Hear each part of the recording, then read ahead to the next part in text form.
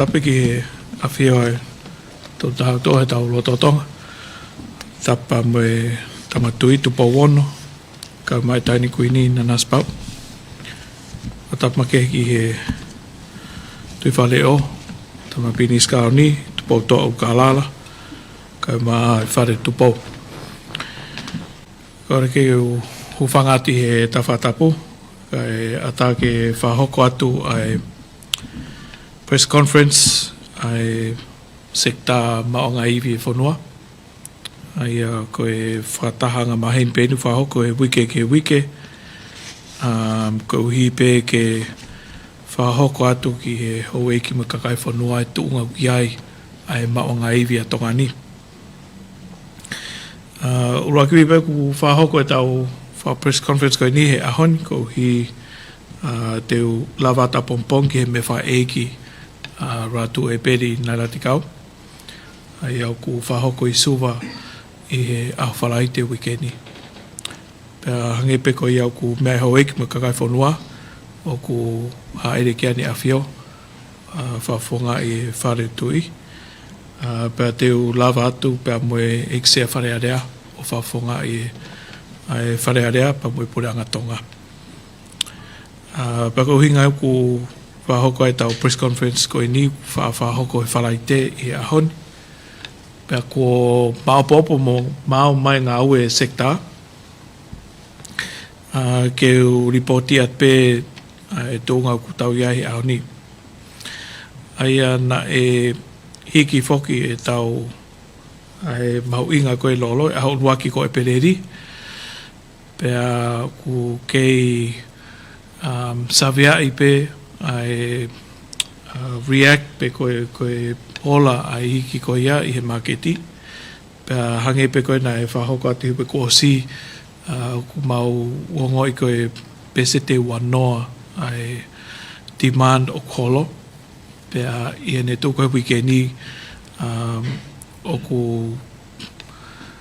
i he tūngata tau pe, kei holo pe ai whiema o.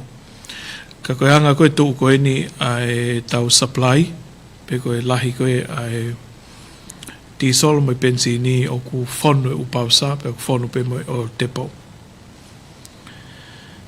Koe ngahi deliver koe ni utoe, ai au ku iai waka o tau mai i he aho uaua, pe mo e waka o tau mai aho walu, kono whapapau ia e tōngau ki ai e tau maoanga iwi me i tōporeanga ki he toinga koe mahinani. Kone hangat koe ni ki me o ku os whapapau i ai waka e taha. Koe waka e ua o lo tonga schedule ka kei Faiongoongo pe ke whapapau. Koe tunga koe whewhakatawa ki whamaman lahi, mahino mai ku foki me he spot pricingi ki he contract. Pea iai rewa ne matonga i he wheliriu aki koe, ai mau inga koe ni dieseloma pensini i he kahau, ai e tok whaisio ki ai i he taimi kou whahoko ai ono review ai mau inga koe pensini mo dieseloma. Koe whamala alat pe tōnga kou ki ai koe ni ai dieselo, pea mo pensini i he tawha koe ni tute. Ko whie whapapauet pe koe tute koe ki he dieseloma pensini o ki he senite ono nima ki he lita. Ai koe tute kou lo Tongatanaki koe he ahoni, pea hange pe koe ngahi whehu ina o mai he whataha ko wikosi.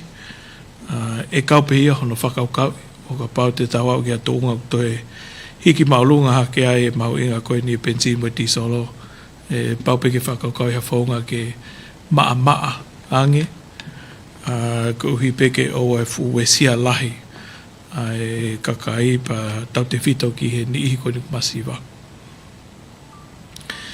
Koe tonga paua, ko whi whapapau pe koe tunga ko ki ai tarifi. O kei tuu pe ia he tunga loro tonga, hangi ko ane awhi.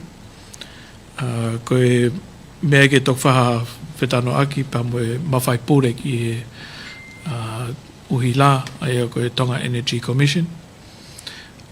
Ke pe mau amanaki tēnau hiki i he kaha o, kau te hege lava whapapau i pe ko whetaimi ko ia. Ka koe mea peke tau whatonga i koe ti solo ko ngau ki e tonga pāua o ki ke kāuia i he tute. Ai kuro tonga tai tute pe ai ti solo koe ke uhi la. Ai o stokoni pe ia i hono whasisi e hiki koe ni. Ai totongi tariff koe ni e uhi la. Pea kei tula hoko pe ai tu mateu teu koe ai tonga pāua i nau mahina tolu koe ni uku Tufaki mei fisi. Koe tūngau kia e tau maunga iwi uwila, ti solo, moi pensini. Nei iai pe whakaukau ki he tau lanmata. Pea uku tau kei tuu whaingamari e pe i he lanmata. Kai toki wakaya mui. O mga tuunga pe i ngahi mea whāna o si whakalau atu e kohiri. Aia koe kai aha ngahi wheririu aki i he supply, koe demand, pa mua ngahi whenu aki me topure anga. Ke mga tuunga i hatoe hiki hake me he lan mata ke lanu ngenga. Kau ku whai pe whaloto lahi ke kakai whanua i he tuunga koutau ia he aoni. Ngari uku mahino me hiki ko in peset ni manoa o kia e ngā onu i e whewhatau aki o holo ai whia mau ko ni pensini pa muti solo pea mātunga i kei toi lahi pe ai supply ai koe tūngau tau ia he aoni o ku kei hoko atu pe ngahi ngāue i he ngai sekta pa mu upot ngāue ke tau tūpe ha tūnga mateu teu ki he kaha u ka toi iaha liriu. Ka koe tūnga tau iai, kuro tonga i heni ai whafonga koe CEO ai tonga pāua, pe fuki ki he taki ngā aue me he energy he mei teki, koe competent authority whafonga ai pe heni pe fuki ki he CEO me wharpaanga. O ka pau kia ngai wheu ke whamala ala atu. Ko ia peu, ata ke o mamo ngai whehu i taimi.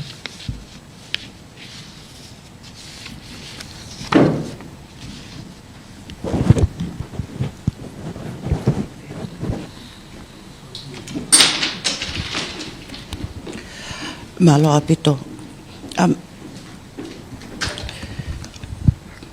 O ilo pe ku fu tau kakapa mama o ki he ke tau lava tala. Ai tuunga koe iai koe tau pensini ka koe hamo ngahi whenga o aki me whakafuafua koe ngai koe tuunga koe tainimi ko osi i he tau i Iran koe waha Iran na mo Amerika kona osi monia ko osi hoe wa whaeni a no ta ofia ngahi waka lolo i he route hanga maheni koe nau whakahoko Peko aha fuifafufua me iai ke a o mai impact ko ia ke tau tonga ni. O si mahino ko o si ngā unu kātou Pasifiki ko si Ongo'ongo he Pasifiki ke he. I'm talking about hange ko fisi ko tuvalu me ngai whanua Pasifiki. Ka ko si au kia o ko kei whia maria pita tonga ia ko mea lele. Ka koe maybe mate to ekat ko hai fonga na mo whakahoko o tau kei lanu mata me peo ake tainimi. Pa me ngai whafufua ko ni he ko was lawa hoe wafa i ahoni ahono ta ofi e Iran a ngai waka. Malo Marian. Ulo aki pe ko e ngahi whaunga whakatokanga o keke. Au kia e ko e emergency tau pehe ko Kiripas, pe ko Tuvalu, ko Fis, o ku keke pe nau ngahi lao. Ai au kia e whanua ia o ku alu pe ia me hilan mātau hanga ton ke hilan kukula. O tau sepe ki ai o ke ngai whanua na os declare na to emergency. ai koe tunga ma teu mga tunga pe ia i he lahi koe ngahi waka ko whapapau ke hu ke whanua ko ia. Pa moe lahi e nau storage, tuanga benzin mo ti solo whaloto whanua. Pea ko tui ku kaupeki ai pa moe lahi koe umaketi, ai koe lahi upausa. O hangepe koe ripoti koe nai o atu he wikosi, pe koe ngahi wike kosi.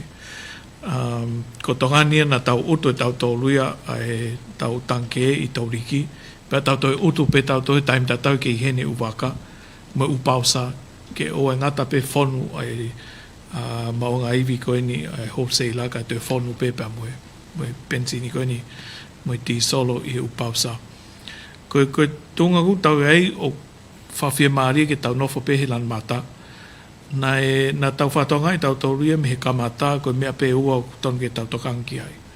Urua ki koe supply, koe ua, koe price. Pea na tau osmahinoi pe tau tōruia e CC ke tau lava pure i price. Ka i he whengau e aki pa me Competent Authority, whahu mai u Kautaha e nau true cost o ton ke hiki ake pe sete au. Na tau whenga pe tau tōruia ke whasisi i hono ai wesia vave kai whengai ke whamore whatokare rei aki hafu time lo ene hiki. Ka uhinga na tau ngau na tau malawai o ngau ke hiki aki pepe set ni manoa. Ai koe uhinga ku tau keilan matai, koe uhi koe ngahi whetano ak me wheare ako ia, o tau tuange ai iha tunga toki whima lia nge kakai i o hange pe ko nusi lau mamafangi ti solo ai tongani taimin. Ka koe uhi koe tau tu mateu mengahi area ko ia, o tui tau lawai ke tau wheau rei pe mengahi whangata ko ni tau mamata pe ku wesi ai whanua no ko toa pe maman. Koe mea pehono ua koe tau sistemi whatatau ke tau lau, o ko ki tau aluhanga ton pe mi lan mata ki lan kukula. O tau lan mata pa kenga mga toonga ke tau hiki mi lan mata ki hengenga, mi ai ke lan mori pa tau toke au ke lan kukula. Ai koe ngahi tokoni ko whakahila tu e malawa ke tau au ke ai o ka toi hoko atu. Ai wesi e mga ke ti e mga toonga he tau hiki mi lan mata ki hengenga, mi hengenga ki lan mori. Koe lahi ange tau wesia koe lahi nge tokoni. Ai tau i he tōnga tai min te keke tokoni pure anga. Mau whengai pe romi i hifo ai mamafa koe cost i he tai min. Kau keke mau lava o whapapau i e tū mau pe ai. Ai tau o slapeo whamai noi mi he tōnga koke ai market whamamanahi e iai hiki. Koe tau tōtoloi at pe hiki ka kua pau peke tau totongi tau tolu. Te koe cost, koe true cost ia ai iwi koe nik tau ngau e aki. Ai koe mea e ua ko tūk tokoni. Koe tau lao, ai koe tau traffic light system, pa moe ua koe tūnga koe na tau iai ki mua pa hoko umea koe ni o ku mateu pa tonga. Ka neongo ia e malawa peke tau toi mateu ang. Pa koe uhinga ku tula hoko pe ngahi fototu ki he carbon net zero, ai koe parani koe tonga energy roadmap, koe ngau e tonga pāwā ki he rapid, ai koe solar koe ni amanaki e nau fototu. Pefo ke ngahi are pau koe nau os whamooni ki ai he kamata koe tau, ke tau ngau e aki ai iwi whanatula tongani me he makawhi. Pea to iai pe ngahi palani, teu sio ki ai i he mahinani, ke te whamoni ha mua MOU mua u Kautaha ke, koe sio pe ke he mawhiwiri ai uhila ke holoki mo mai ha maonga iwi te whalalaanga.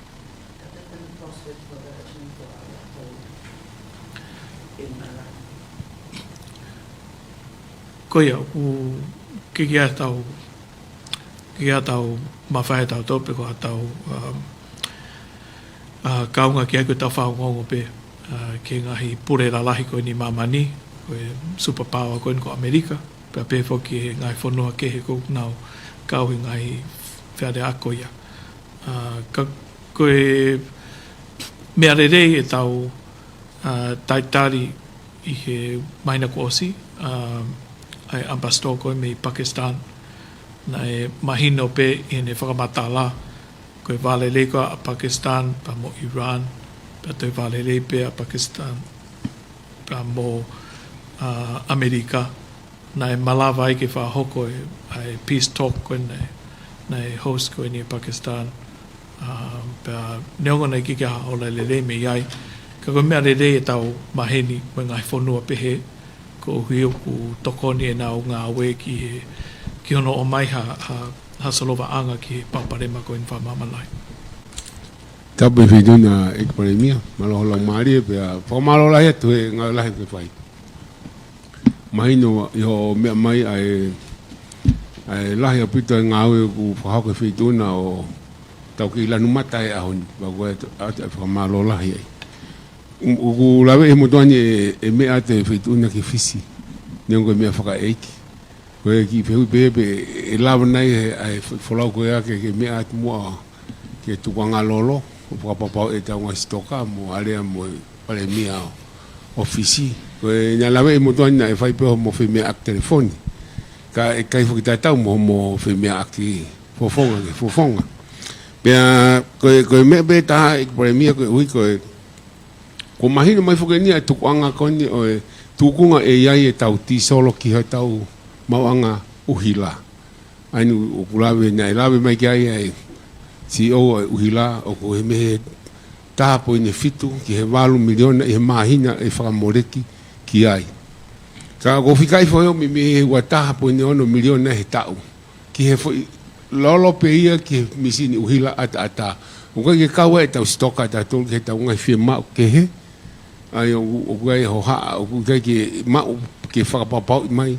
Koe hanai ai tukunga o kui ai e lita Fakataha i he aha oktoenga ke iai hawhainga whotutu ke ripoti mai e lahi o lita o ti solo mo e pensini o ku toenga whakaaho ke taulawa peo o sio mi ai koe hai tukunga o ku iai mo ki me betana o kulawe iho mea o pehe koe o wai holo pesete ua noa ai demand ke whihui pea a mutuan pene ai hamu wakai ai uhinga o ku holo ai demand ikai ke o mahino mi he holo ko ni ai iwi whakapanga vai a pita moanga moui a kakai mo tō lalo e nau tunga whaekonomika o ku holo e ngai whia mau ki he ngai ngāue u toton ke nau whai na ea wakai ki ai ai puli a ngā mo ta whaki ai hange koni koe tukunga koni o mai o ku ke hiki pe ai tute he poine seni te ono nima ki o lunga koe fuhiki lahi eni e wakai a motuani tau te fito ki he panga e hirifaki i he pensinimo ti soloki he kakai e ke peia pe koe hana e fo i paanga o whai ke a ke waha o tunga na i ai ki mua me fo i hiki koe ni koe hai fo i whai ke mau na hawataha tari ki ai e fo i panga o hirifaki ke kakai koe ki pe ilo pea Eiki Palemia Urua ki pe koe whalaugani ki whisi o whae a oat ki he mea whaiki, pea o toe whahoko me Fakataha ai choika i whis. Ia koe choika o ka mai ki ai Palemia koe ni Solomon Island, pea pehe whoki e Palestine ko Palau, pea mo tongani ko uhiuk tau kau i he Fakataha Pasifiki ko ia. Kau e asinita koe ni e choika, ahono siofi whaunga ke malu i e maunga iwi ai Pasifiki. Ai au koe ngahi area koe iau whahoko ia i Nanti a Pompong. Pea ko mai noi o ku whainga mai e Palemia whisi ke kau mai ke whatako ia. Pea ka pae lava e Palemia whisi o mea mai ki ai te oha ke mea ke tokang ki ai. E whamanatu angi pe ki ai e lolo koe ni a Tonga o Tongatapu koe ni i whisi. Koe ko ngā ua koe ki ho whehui whekaaki pea mo e whakamore whakatao e wataha miliona ki he uhila. Te ukore peki he CEO, koe ni kui mea pehen. Lovik's question is about the annual consumption of diesel in Tonga Power. He estimates around 21 million. And he just wants you to explain about your current stocks in Tonga and your reserve in Fiji. 1.7 million a month, approximately 21 million a year. Is that right? every shipment which we get from Fiji, which roughly comes every month, is 1.8 million litres. Yep. And then we have storage here, Total have storage here at Tuliki, and then we have our own storage at the Popo power station. The storage at the power station is around about 5 days. It depends on how much diesel generation we require. And then we have three and a bit weeks here at Tuliki. And then we have several months worth of storage. Total have the storage in Fiji.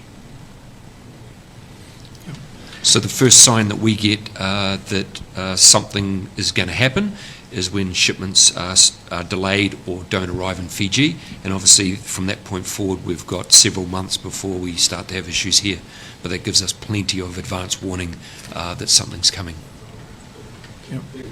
Koe tareat koe whakawhika,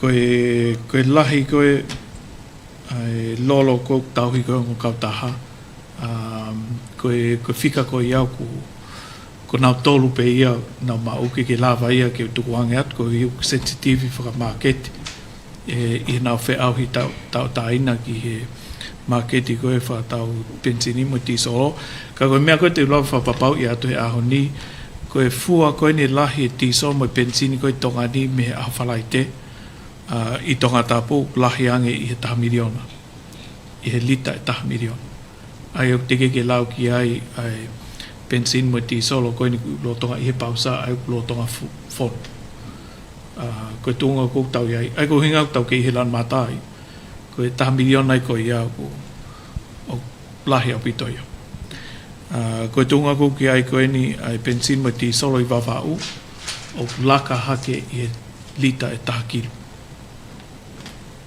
ai au ko tu fa firmaria e pito ka mo lahi ko ai pensin mo ti solo ko i vavau pe pefo ki Tongatapu ko ku famala ala pe ko na ke pehe ko tanak fo o ai tu te ko ni Tufaki he pensin mo ti solo o ku i kai ko hatanak fo o ko tu te anga maheni pe ia me folo ai seniti ko anonima ko tu te totonu pe ia o Tufaki he tau ke tau te ke whahano alas ka ko oha ke mea ko ni ke tau whatau ngā i ko hiu kaui e ngai mea ngā ue e malawa ke tau ngā ue aki o ka pau e ke hoko atu peho no hiki me topre anga i mahu inga ko ni a pensini mo tisol.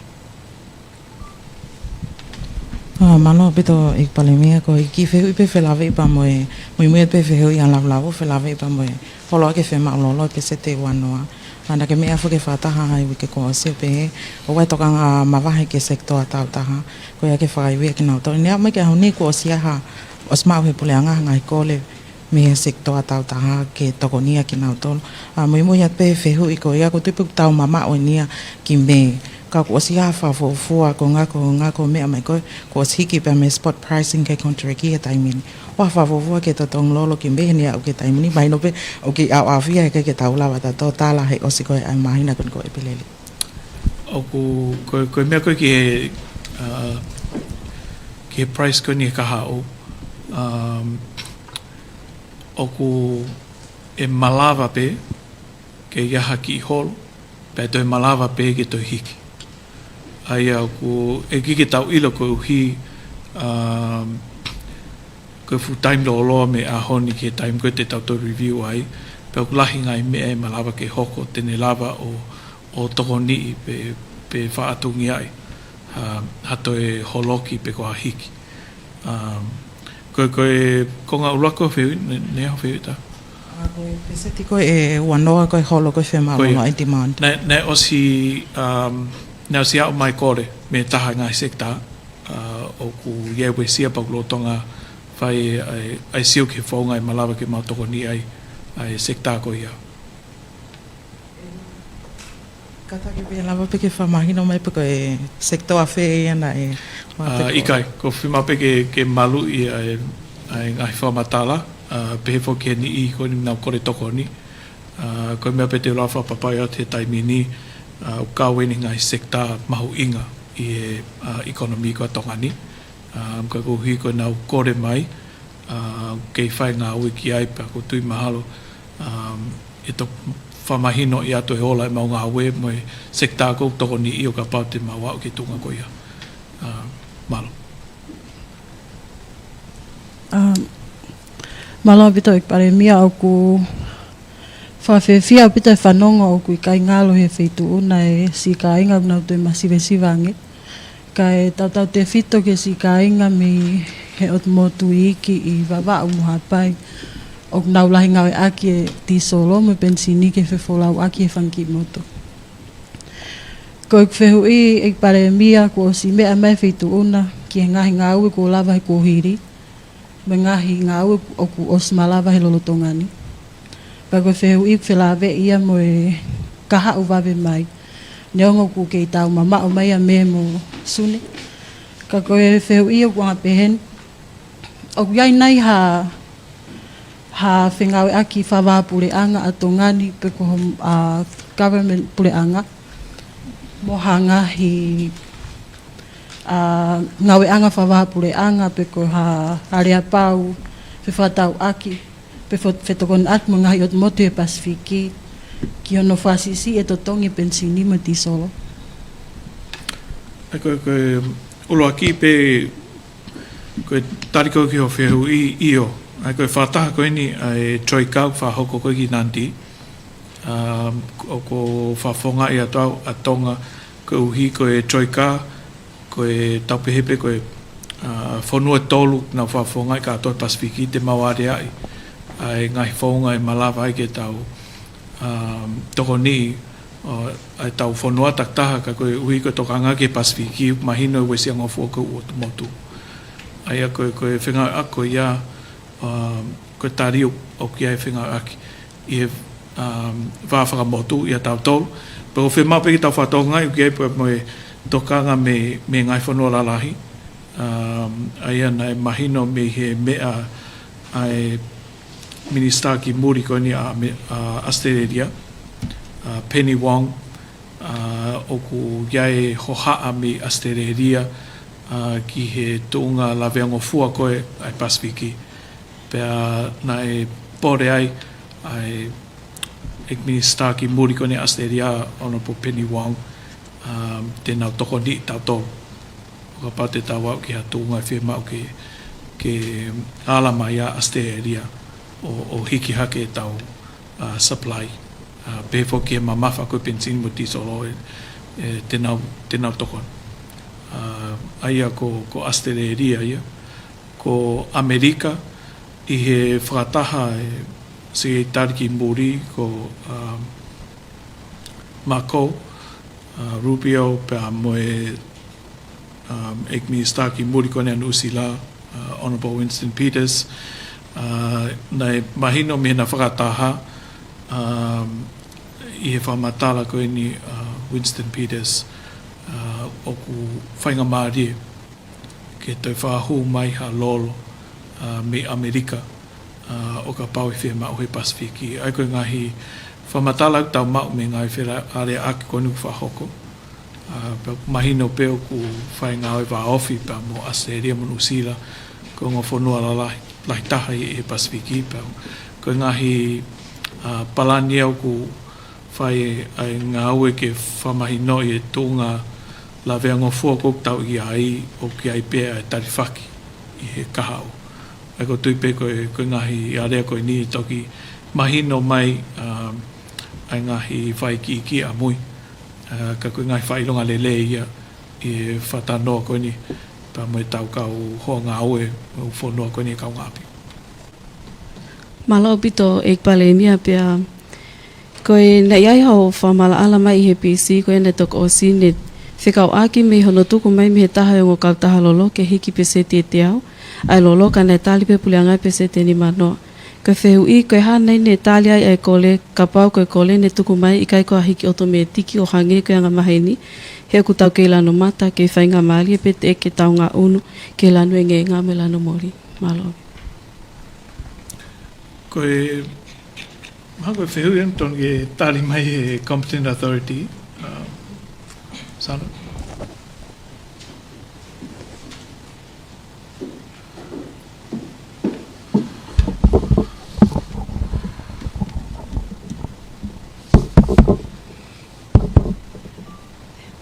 Malo abit. Koe kita no ke fehui koe ni. Na osmea bekia Eiki Palemia he Fakataha Moimoi.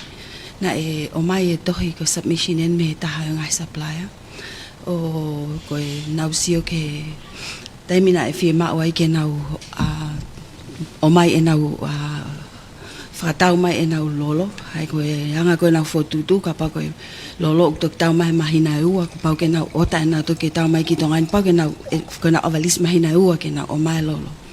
Pakai ke ngata pe pa nau firma ke tokoni he cash flow. I taim tatau pe na to si pe at fonua ki he tuunga koe ni. O i kai ko hinga pe ko hinga tau fito ko Kautaha lolo ni ko lai taha nau supply mai ko ki tonga ni. Mo tokanga mo anga sio i he ngahi whenga aki mo ngahi whanua Pasifiki.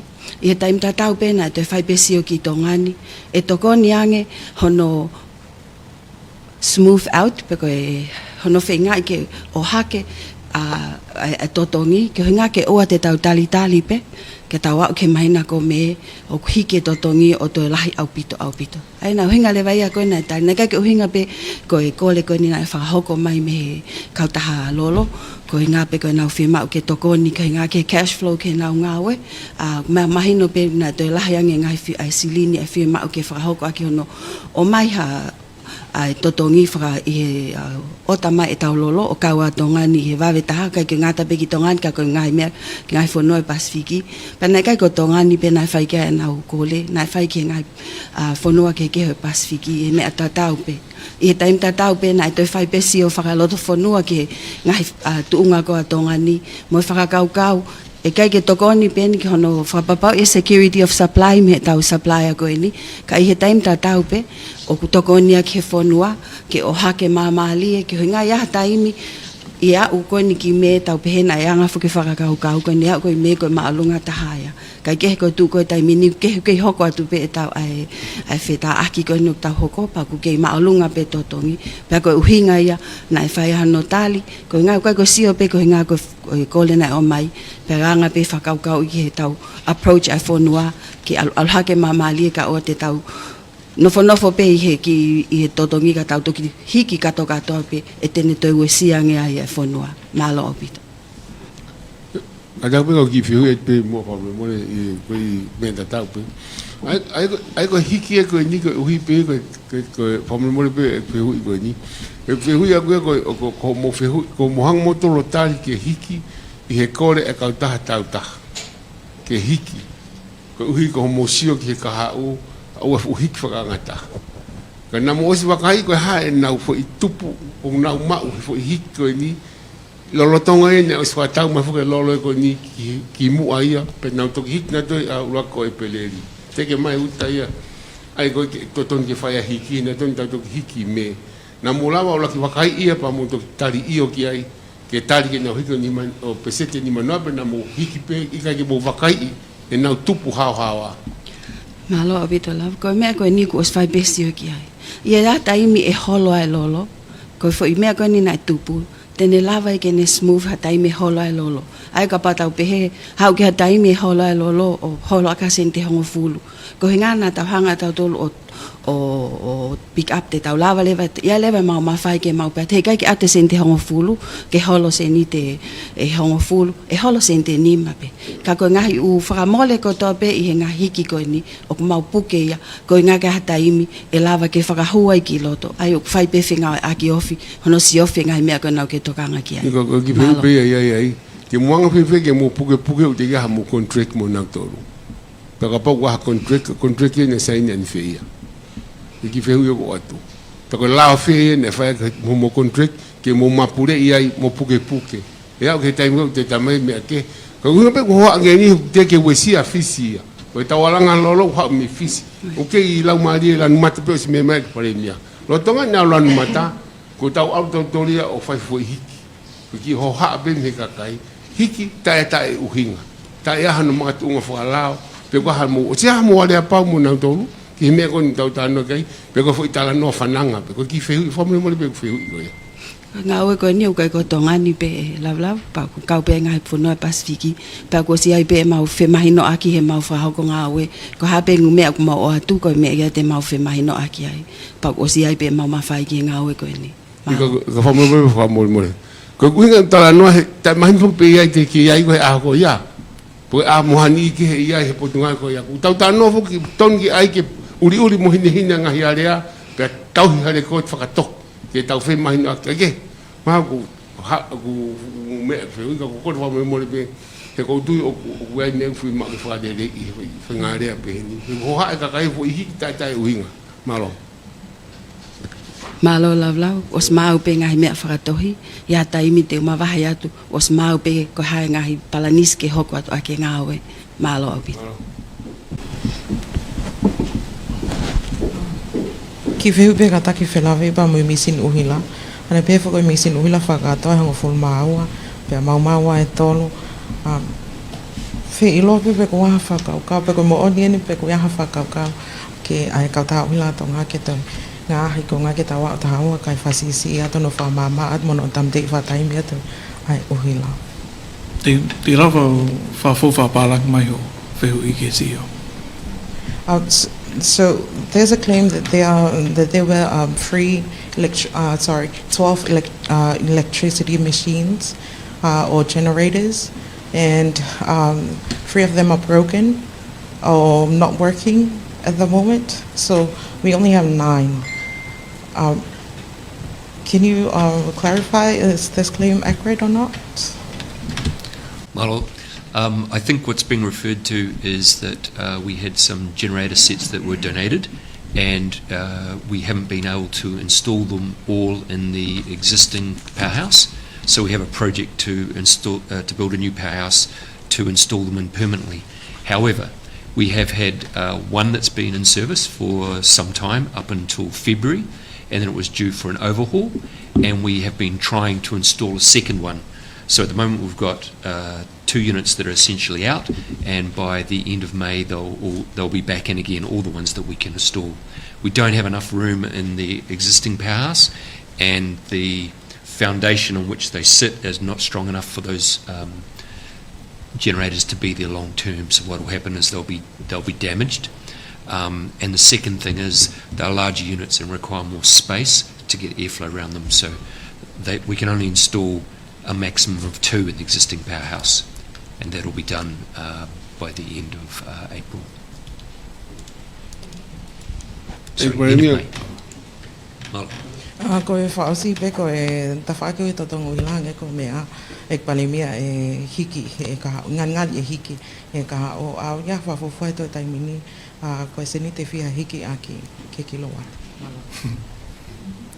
Ika, ko whamatala tane nai e malaw peke hiki e malaw peke toi holo. Kai mātua ia I he ngahi whiunu taki holo koe ni he maketi ke kahau. Ke lava whapapau ia te taimini, ko hiu ke mama o taimi ko ia. Ka te mau Moimoi whakawiki atu pe o ka pata ia ha whailonga lelei pe ka whailonga kofi. Ka koe ango tuku ke ka au whehu ia, o ke tau lawa whapapau I pe au hak pe au rifu. Koe tau tū whatokanga pe mo taitari na ke whahoko atu tunga kou tau iai. I Palemia ku lawe he motuani ku wawe pito ngahi area motua pule anga whahoko he whituna. Ya oku uiai ai lanu a mama mai pasima ke tano le Fakataha ke fonuan I ki taimi no ko ni ko Moimoi ai ngawe whahoko he whituna. Ko ki whehu I penia oku peko hane uhinga o koe ke lawa I ke tau kore ki hangai whonua mori. Manbe ko motuani o mai sola ia. Pako sola e ngawe fo ke la a.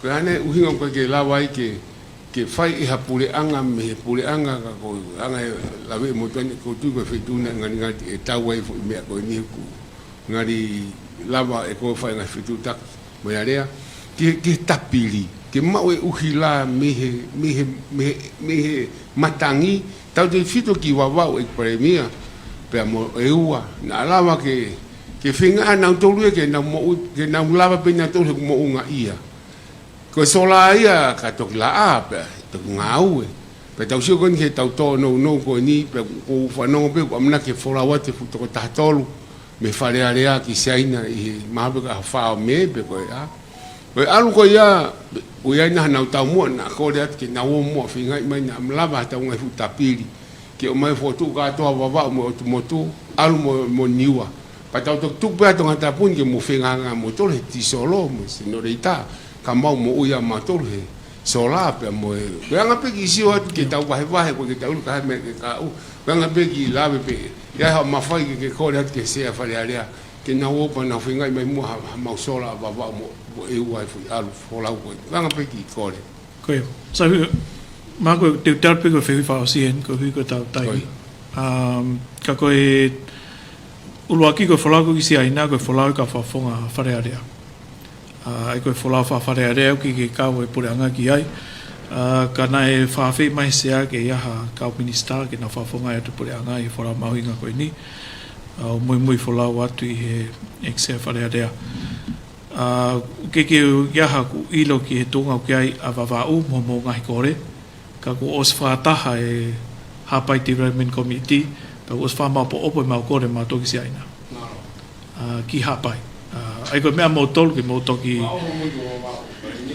Fakataha mo tolu o area i ho mo kore ka ku os mau hapai ia mo mau kore ki he folau ko ena ko e mea no wa ko e tapiri fa o taha ko i Tongatapu ko e fuaki mai me pore anga sia ina ane o si hufi ko i he tofia ko ni karnivalu i la pa pea nai toki foki atu i Sanuari pe ko Februari ai kau fatotolo me sia ina ko e nau sio ke whainga ia e ua ke pesete te au pau kau e tapiri i he nau ngawe ai wawe apito e nau ngawe ko ia ko Faiongoongo pegi ha mau mai e nau ripoti me na whatotolo kau kawa e ua ia i hono paradise pa mono ngawe i mau wawa ngawe ko i mo siaina ko i toinga ko ni wawao whai pesi o ki ai ka ko Tongatapu o kulo tonga whai whatotolo ki he makawhi ai e toktuku atu pe ai Ongo'ongo rei ki he tunga o ki ai ngawe ko ia ka o ki ai waka me Amerika o tu ta mai hui kaha au te nau kamata hono whatotolo ai iwi koe mao koe me makawhi ko tui maha koe ka kato i ngahi whehui whekaupa uila koe ki mo minit whaos koe mi te hongo fulu te o atoi pe ai Ongo'ongo ma ke me pore anga ai koe uluaki ko whi whamahino i atu pe ai tunga kuiai ai tampini skalauni koe uhi koe ne mau e lakanga fo o i ka koe ne mau e ai lakanga nai whanofo e tamatu i ke tui whaleo pea iene pehe o kulo tonga livi ai tama piniskaoni me hene ngawe koe ni ki he Kautaha maru ine afio pa moe kapne ti pa pehe foki ki he His Majesty's Diplomatic Services ai koe tunga ko kia tamahe taimini o kulo tonga livi me kapne ti koe uhi koe mau inga koe ene ngawe koe Prince Regent ki he whanua koe Ongo'ongo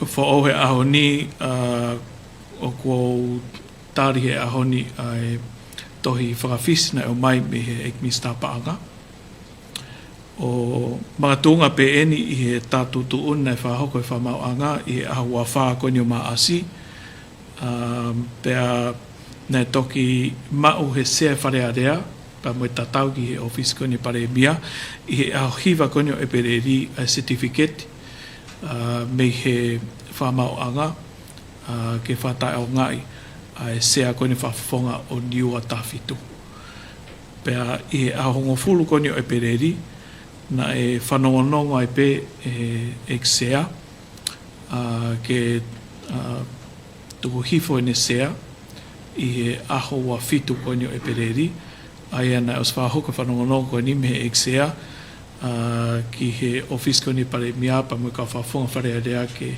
whahoko ha whatama ke he i he aho wa fitu ko ni o Epereri. Nei mga tuunga ni i he tohi me he whamauanga ki he sea o wharearea i he aho hiva o Epereri.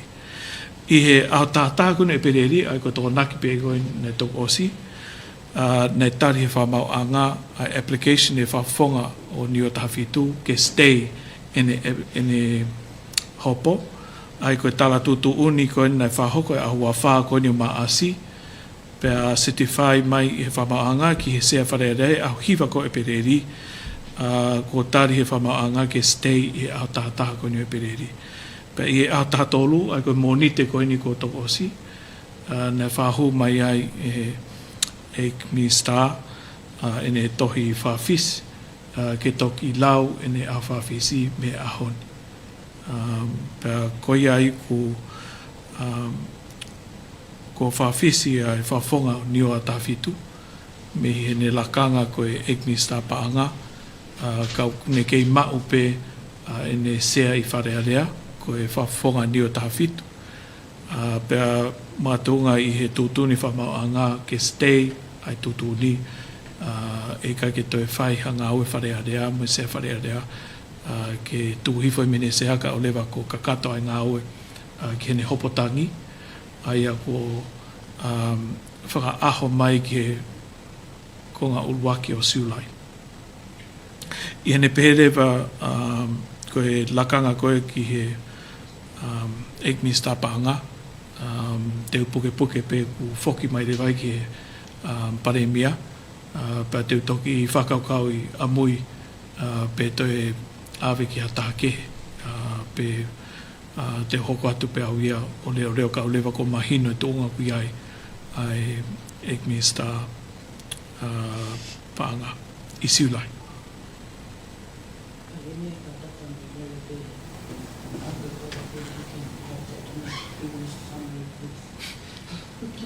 Okay.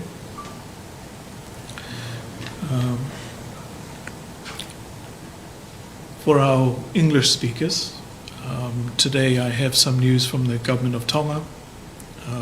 The Minister of Finance, the People's Representative of Niua 17, has effectively resigned today from his role as Minister of Finance and as a member of Cabinet.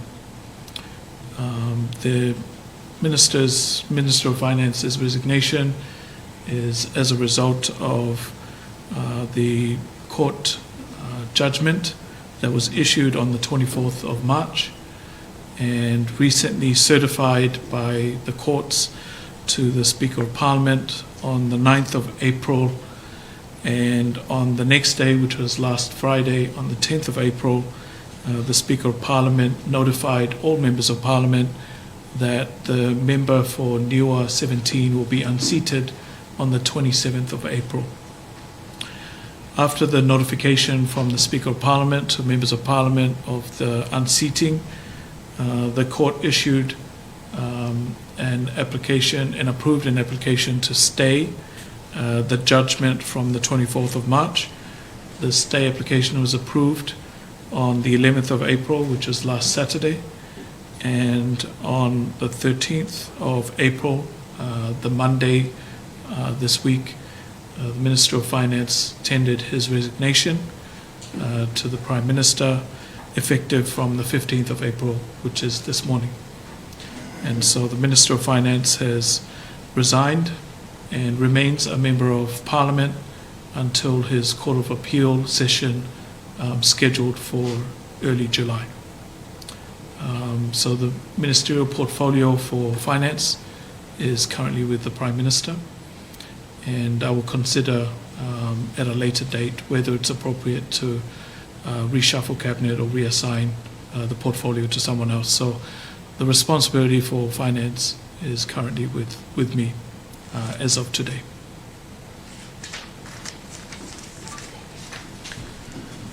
Te awhehui, toi peta mini te tolu.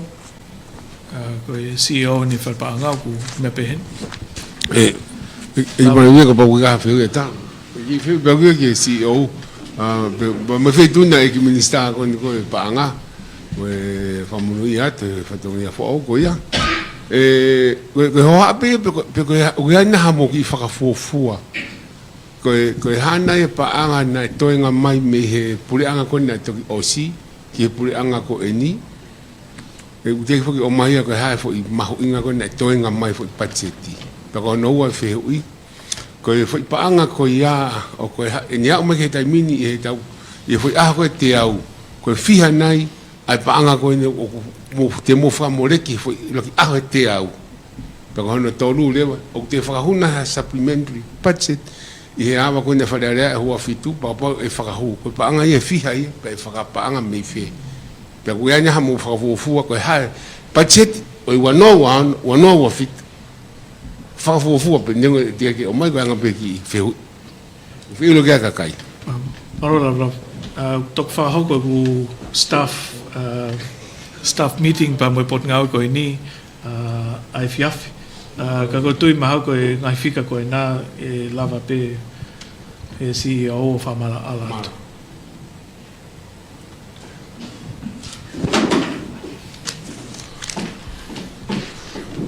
tapi mo e sea famalo tala lava he hui o mai me he pureanga ku hiri ko e na ya we toinga patseti ai potnga ai pureanga na fafofua ko e peseti pe e toluhiva me fangfulu ai patseti na o singawe ake i he pureanga motua o hand over mai ake pureanga fo ia mai he tainimi ko sia o peseti ono futup ai patseti ko pureanga ko o singawe aki pag mau whakafofo o tonga whai e mau whingawe aki mo ngai pun ngawe ko submiti mai e nau ngai kore ko ki ta whapanga hoko o ku mahino pe foki ku ova ai ngai kore ia ka ko e mea pe ia ai Eiki Palemia ko e mahino ko ia e leo o i he tuunga o e minista paanga ko ia peti ne toki hanga o whai e ne mea whakamuimui ki ai ki he ngawe ko ia o mau whakahoko o ku whakaose ngawe ko e ni consultation mo ngai pot ngawe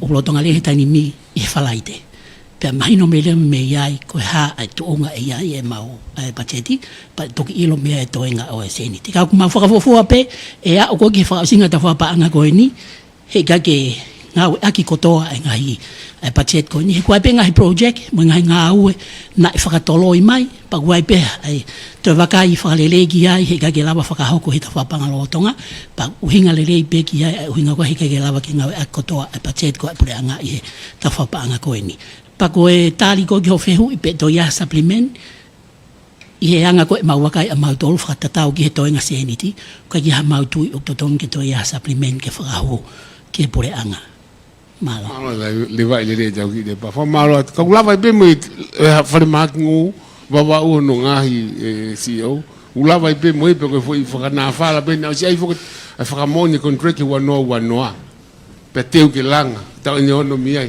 que ai fa ma to le que por mi be mi wa ko o si sign contract ka ke fai ko be ai a he te mi fa ma to o fa mai ai ko tali pe ki ai mahino la o ku o si sign e contract design pa ko skamata nga wi ki ai pa ko mahino ko e mahino ne design e contract ki ka ko pa be ke hoko ato malo